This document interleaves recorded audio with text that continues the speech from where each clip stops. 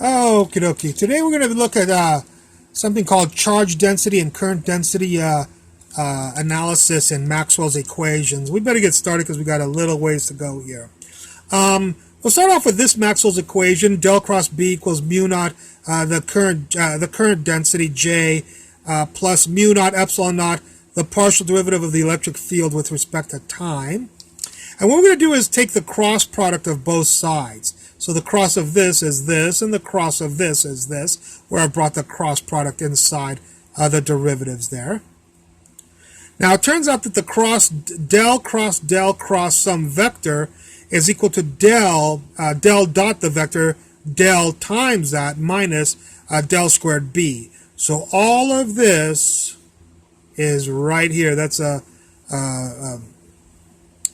vector calculus differential identity. This is right here, and this is right here. I have changed this, though, del cross E, I've changed to negative partial B with respect to T. That's one of Maxwell's equations. This is equal to this. It's one of Maxwell's equations, which I've written right here. So that is valid substitution. Okay, so this becomes this. This del dot B is equal to 0, of course. That's another Maxwell's equation. So this term will go to 0. This will be here. This is right there. And this is right there, where now it's two partials with second partial of B with respect to time. And I've done a little bit more here. I've multiplied everybody by C. This time C is this guy. This time C is right there. There's the C. And then this guy right here times C, well, mu squared epsilon naught is C squared on the bottom. So if you multiply by C, you'll get C on the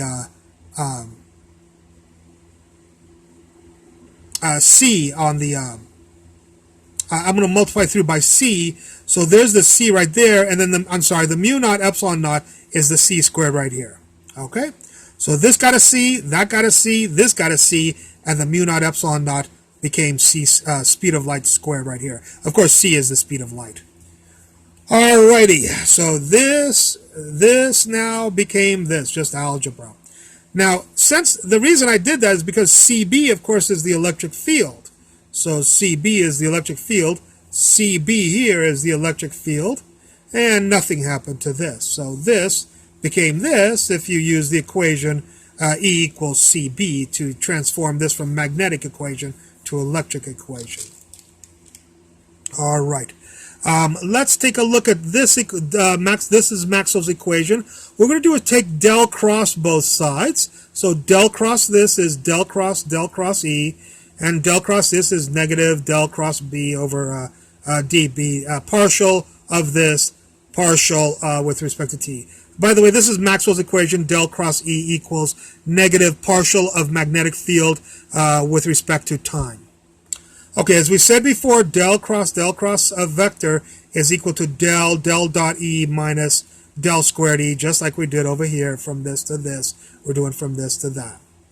All right, this now, well, del cross B is equal to mu naught J.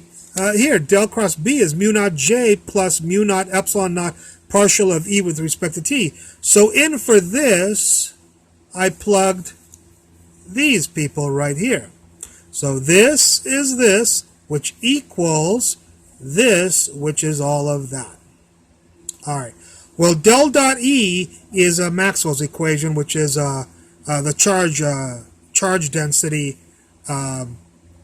divided by epsilon naught. That's a Maxwell's equation. Here, we'll take this times this as this guy right here, and this times this as this guy. And what I've done is multiply through by negative. So this guy is right here, multiply by negative, and multiply this by negative will give you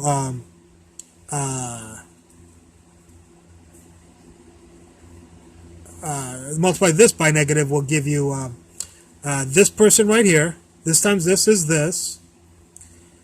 And then this times this is this right here. All right. And then this is this. you scoot it over and multiply by negative, which will make it positive. So this came here, this was right here, this is right here, and this is right here, and just algebra, this became this. Okay, what we're going to do is subtract these two equations now. This is why I changed this from a magnetic to electric, is this, let's see how I subtracted it. I decided to do this minus this. Okay, so this minus this is 0. This minus nothing is this. This minus nothing is this guy. This minus this guy is cancels. And then this person is right here. But remember, we did this minus this, which means minus a negative gave you a positive. So this equation minus this equation is this equation. And what I'm going to do here is divide by mu naught.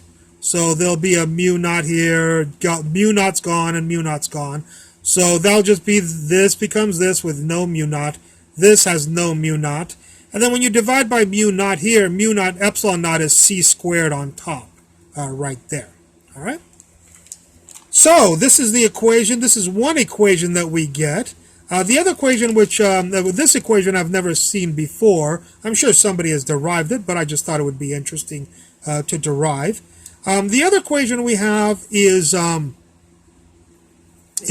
taking this equation and doing del dot both sides. So del dot this is this guy, del dot this is this guy, del dot this is this guy right here. Well, del dot del cross B, of course, is 0. So we get del J, the current density is right here. Now, here we have the partial with respect to t of, well, first of all, the mu naughts will cancel. Once this becomes 0, the mu naughts will cancel. So you have the epsilon naught right here.